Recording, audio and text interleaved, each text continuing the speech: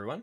Welcome to Agones, scaling game servers with Kubernetes. My name is Mark Mandel. I'm a developer advocate at Google Cloud, and thank you so much for spending time with me today. So, what do we want to talk about?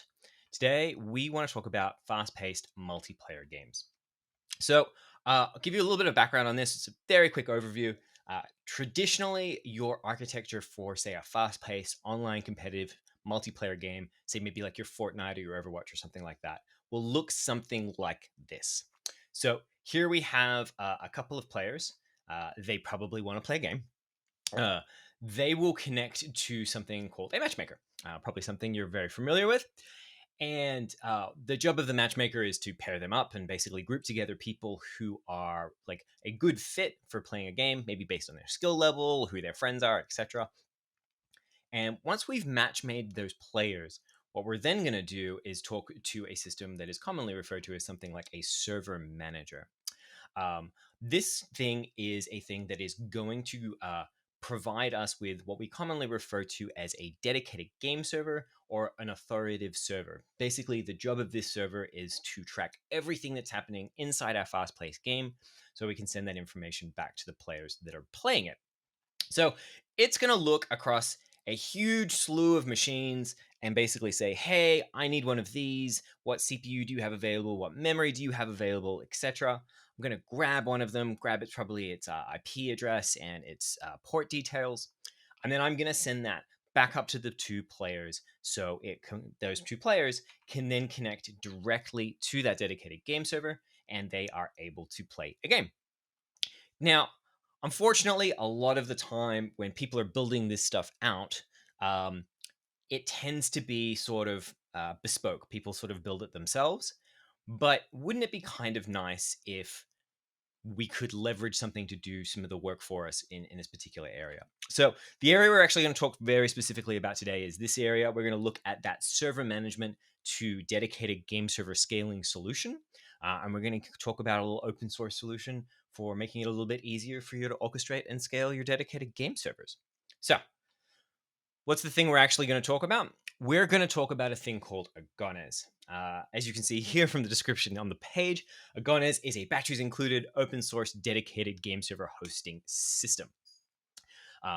It's kind of cool. Basically, yeah, if you want a platform that is open source for you to be able to run your dedicated game server workloads with all the bells and whistles that you might need to do so, Agones is a great open source project to do that.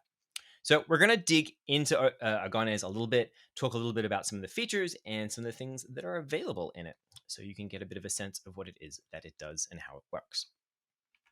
So first things first, important thing to note, many of you are probably already familiar with the project Kubernetes. It's another open source project for running basically any kind of backend distributed system.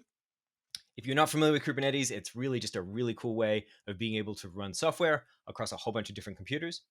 But Agones sits on top of Kubernetes. This is exceedingly important because that means we can take advantage of the whole ecosystem of Kubernetes, but we can extend Kubernetes so that we can teach it how to run game server workloads and give it all the extra bits and bobs that it needs so that it understands how to do that and can manage them accordingly, which is hugely powerful. Kubernetes just gives us so much out of the box, and so we can really focus on building a platform that works for game server workloads. So if you want to get started, what's sort of the flow here? So probably unsurprisingly, if you've done anything with Kubernetes, first step is containerizing your game server. This is especially cool because this means that you can run whatever it is you need to run with your game server as long as it's inside a container, which is nice. Once you've got your dedicated game server, you put it inside a container along with any other dependencies or anything else it might possibly need. It's in a nice little artifact that's easily shippable and can be run on top of Kubernetes and therefore run on top of Agones. We do have an integration SDK. It does some nice things in there around like being able to mark whether a game server is ready, whether it's shut down, check its health status, be able to get access to configuration information and more. That is a part of the integration step as well as containerization. But we have a whole slew of different integration patterns that are available and integration languages and SDKs. So, the big ones, Unity and Unreal, they're all there if you need C++. But if you need other languages, they're available too. And even if we don't support a language that you use, we have both gRPC and REST endpoints that you can call directly as well. So This wouldn't be a Kubernetes talk if we didn't show some YAML. So how do I create a game server with Agones? So if you want to create a game server inside Agones, I'm going to show you how. If you've done anything inside Kubernetes before, you've probably seen some YAML. So here's some more. If you're not used to Kubernetes, Kubernetes is a declarative system. Basically, we tell it what it is that we want and make sure it happens for you. So in this particular instance, now that we have installed Agones, we're able to say, hey, give me a game server. And we can specify its details. So in this particular instance, what we're doing is we're going to create a game server named Sonotic. Sonotic is a great first-person open source shooter game that we'll show a demo of a little bit later. And then from there, what we're able to do is specify a whole bunch of different configuration information. In this example, we're specifying the port that the game server is available on. It's 2600. Agones is going to take care of dynamically allocating a port that the game servers can connect directly to the node specifically. They don't go through a load balancer or anything like that. Agones takes care of that. And then from there, what we're able to do is specify one or more containers that are going to make up the game server itself. Here we're going to use a Sonotic example container that's part of Agones, and we'll actually see in action a little bit later. But we can take this one step further. Usually with game server workloads, what you want to do is actually run a large group of them. Sometimes they can take a little while to spin up. So you probably want to have a few of them ready. And for that reason, we have what we commonly refer to as fleets. Here again, we have a YAML file. Everything I'm showing in YAML as well, you could do programmatically. There's a variety of interfaces there, but YAML is just nice for demos. And creating a fleet is very simple. Fleet is really just how many game servers of a particular type do I want? Here I'm creating 2, nothing more than that. And below that, inside the YAML, I have the template, which is my game server template. So all the stuff we had before, I can also put in here that basically defines the game server I have. And again, declaratively, we're telling the system, hey, this is the number of game servers I want to have. Make sure I have this number at every given point and time.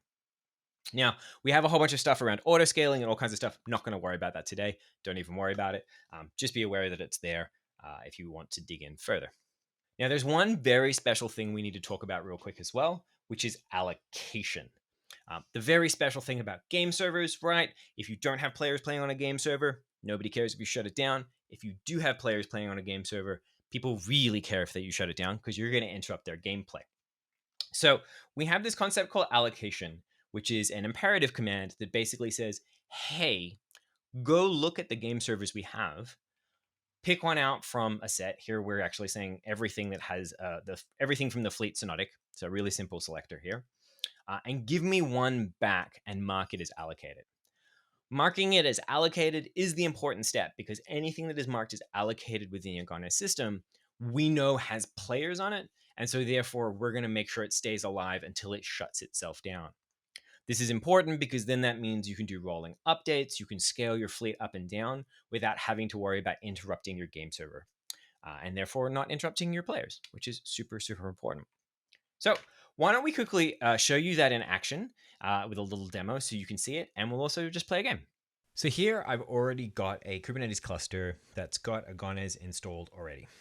And since I have Agones installed, I can say kubectl get game servers. Now, those of you who aren't familiar with Kubernetes, kubectl is the command line interface that lets me interact with my Kubernetes cluster. And because I have Agones installed, I can ask for game servers. Now, strangely enough, we don't have any in there, but we saw earlier we had that fleet of Sonotic game servers that we were talking about before. So let's install that. This is the fleet YAML that we saw previously. I'm going to just apply exactly that. That's going to create 2 game servers for us right away. So let's now have another look. Get game servers. Again, I could be doing this programmatically through some sort of API, but YAML is just kind of handy. They're currently scheduled. They should come up as ready in a second. There we go. And they're up and ready. They've loaded all their in-game data. They're good to go. I can scale this if I want. Let me say, maybe I want 5 instead. I can scale it up and down, all that kind of good stuff. But let's Now we have lots. But let's talk a little bit about allocation, because I think it's actually easier to see and understand when it's in front of you. So we've got 5 game servers, awesome. But we actually want to play a game of Synotic. So we want to make sure that game does not get interrupted. So usually this would be something you'd interact or integrate with your matchmaker, but we're going to do it just through YAML because it's just a bit easier to show. So I'm going to create the game server allocation we were looking at before. So examples, Synotic game server allocation, and I'm going to say spit out the response in YAML. So this is the one that would look through the Synotic fleet and just pick the most appropriate one to hand back to you. So why don't we do that? Here, I'm going to just run that right now. So that's going to spit out a bunch of stuff, but the most important bit is down here, where we can see, okay, it states allocated. So it's special, it's got players on it. We can see the game server name. We've got an IP and port there, but maybe a nicer way to look at it here is kubectl game servers. And we can see, okay, there's that one that's allocated out of the set. So that means we could scale this down, we could do an edit to our fleet, and it would roll through, but it wouldn't stop this game server specifically. So, you know what? Let's actually play a game. Fire up Synotic. Pop back over here. Beautiful. Now, assuming I can type well, 35.197.72.243. What's the port we're using? 7257. 7257. Boom, boom, boom. Let's join. So that's going to connect to the dedicated game server that I have running. I think it's US West. I never quite remember. Running the dedicated game server specifically for Synotic. So here we can see it now. There's a few other bots floating around. So let's go see if we can find one. Oh, there's one. Here you are. So this is just very simply a multiplayer game that's running on top of the Agones system. There we go. At least I get one. Give me one. Perfect. Excellent. So as you can see, I'm able to play this game, Synotic, here on top of Agones. So I'm gonna shut that down. Okay, so that was super cool. I'll show you another really cool little thing as well.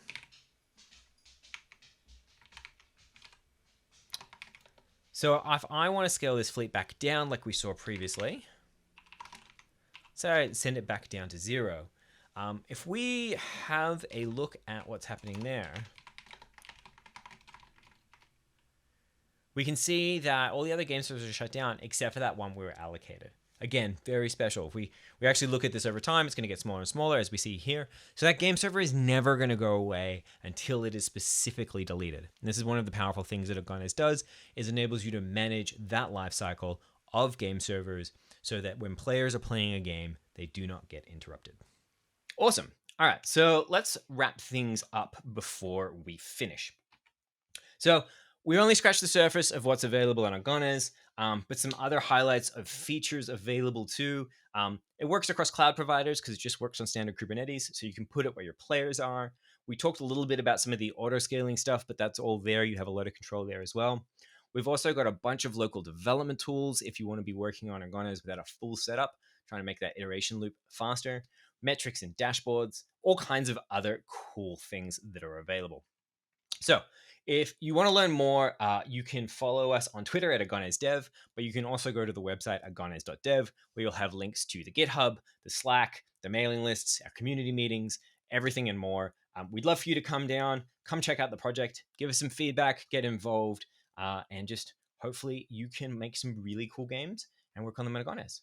All right. Well, thank you very much for your time, and I hope you enjoyed the presentation.